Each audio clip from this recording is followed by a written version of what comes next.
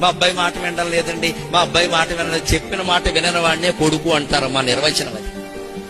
చెప్పిన మాట విన్నట్టు నటించేదాన్ని కూతురు అంటారమ్మా, పెద్ద తేడా లేదు.